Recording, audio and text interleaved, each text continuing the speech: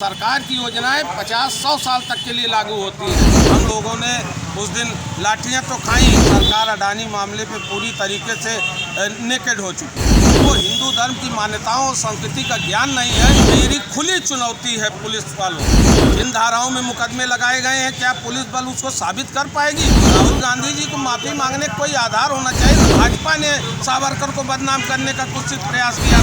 ये तो गली चौराहे के मवालियों की भाषा। बाबा रामदेव और सब लोग रोज चिल्लाते थे इतना 1000 करोड़, इतना 1000 करोड़। ना 2000 रुपये मिला, जनता खुश है उनसे।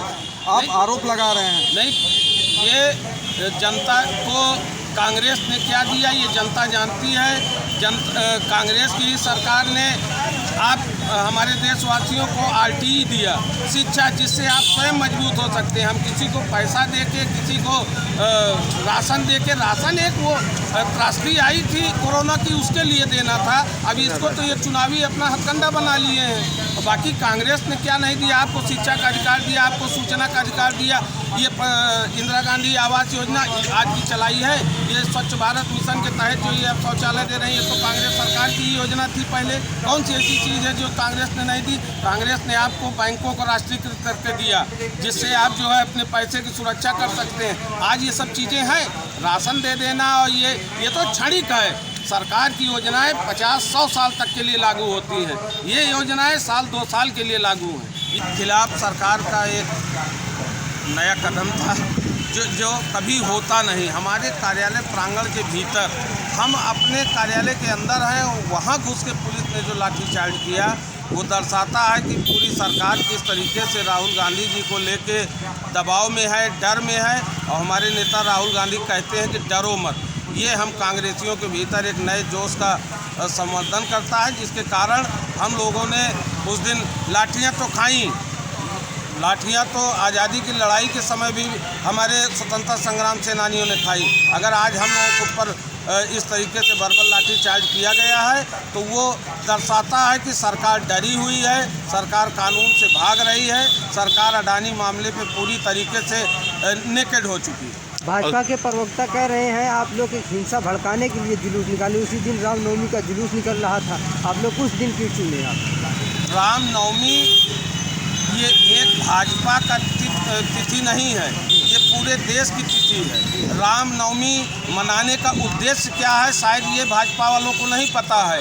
अब भगवान राम हमारे आराध्य हैं। उन्होंने हमेशा यही हमको संदेश दिया है कि हम बुराई पे अच्छाई की जीत करें, असत्य पे सत्य के लिए लड़ें। उनको पता ही नहीं था कि उन्होंने ये जो कह रहे हैं कि हमने रामनवमी के दिन क्यों चुना। रामनवमी हमारे आराध्य भगवान राम का जन्मोत्सव था, इसलिए हमने उस दिन लड़ा कि हम भगवान राम की शपथ लेके इस लड़ाई को लड़ने जा रहे हैं, उनका आशीर्वाद लेने के लिए लड़ने जा रहे हैं। उनका आरोप बेबुनियाद है, क्योंकि उनको हिंदू धर्म की मान्यताओं और संस्कृति का ज्ञान नहीं है, इसलिए वैसे अनर्गल आरोप लगाते हैं। पुलिस वाले ये कह रहे हैं कि हमारे ऊपर ज़बरदस्ती जो है मशाल जुलूस गिरा दिया गया, उसमें पुलिस वाले भी घायल हुए।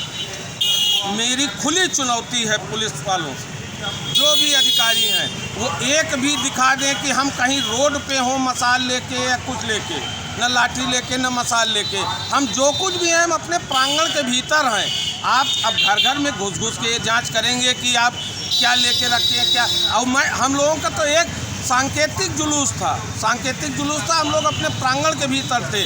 वार्ता हो रही थी अधिकारियों से कि निकाला जाए ना निकाला जाए, किस रूट से निकाला जाए, ये वार्ता हो रही थी। उसी दरमियान हमारे घर के भीतर घुस के लाठीचार्ज की गई, जिसमें हमारे कम से कम 1 दर्जन कांग्रेस कार्यकर्ता घायल हुए। उसके बाद हम लोगों के ऊपर फर्जी मुकदमे भी लगाए गए। जिन धाराओं में मुकदमे लगाए गए हैं, क्या पुलिस बल उसको साबित कर पाएगी?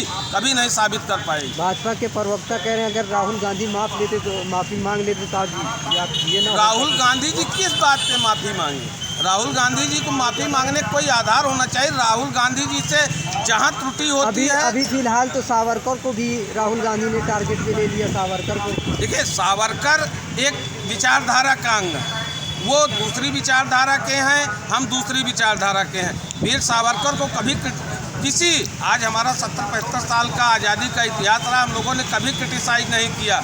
हमने हमेशा जिसका थोड़ा जिसका ज़्यादा आज़ादी की लड़ाई में सहयोग रहा, हमने हमेशा जो है सम्मान किया। लेकिन ये भाजपा ने सावरकर को बदनाम करने का कुछ प्रयास किया। भाजपा बार बार सावरकर की बात लाती है और भाजपा बार बार हमारे नेताओं गांधी, नेहरू, इनको क्रिटिसाइज करने की बात करती है। तो हमको जनता को सच्चाई बतानी पड़ती है कि सावरकर थे क्या। सावरकर के बारे में आप लोग पढ़िए, जान जाएंगे कि आप सावरकर कितने बड़े हिंदू आइकान थे कि नहीं थे, वो अलग विषय। अभी फिलहाल आरोप लग रहा है, इस पर क्या कहना चाहिए? अब ये तो गली चौराहे के मवालियों की भाषा है। ये हमारे देश के एक सबसे बड़े पद पर आसीन व्यक्ति जो प्रधानमंत्री है हमारी रणनीति खुली है, हमारी रणनीति छिपी तो है नहीं। सरकार की दमनकारियों की नीति के खिलाफ, महंगाई, बेरोजगारी, भ्रष्टाचार जो हमारा शुरू से इनके खिलाफ मुद्दा चल रहा, उसके खिलाफ हम हमेशा समय समय पे आंदोलन करते रहते हैं।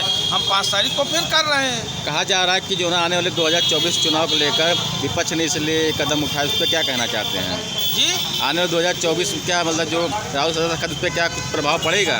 देखिए 24, 29, 34 ये सब आता रहेगा, लेकिन देश की मुख्य समस्याएं नहीं रुकनी चाहिए, उनका निदान होना चाहिए। आज सन 14 से हम देख तो रहे हैं, स्विस बैंक से रुपया ला रहे थे रोज़, जो है इनके बाबा रामदेव और सब लोग रोज़ चिल्लाते थे इतना 1000 करोड़, इतना 1000 करोड़। क्या हुआ उसका?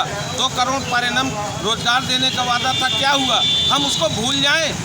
एक चुनी हुई सरकार की नैतिक जिम्मेवारी होती है कि वो जो चुनाव के समय घोषणा करे उनको पूरा करे, और जब उसको ना वो पूरा करे तो विपक्ष की नैतिक जिम्मेदारी होती है कि उन विषयों को जनता को बताए। आप बरगला नहीं सकते। सब्सक्राइब कीजिए आपका अपना चैनल NDTV भारत।